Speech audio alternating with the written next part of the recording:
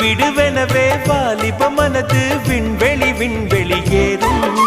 மன்னவா ஒரு கோயில் போய் இந்த மாளிகை எதற்காக?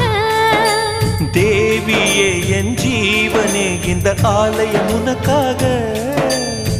வானில் ஒரு புயல் மழை வந்தால் அழகே என்னை எங்கனம் காப்பாய். கண்ணே உன்னை என் கண்ணில் வைத்து இமைகள் எனும் கதவுகள் அடைப்பேன். சத்தியமாகுமா?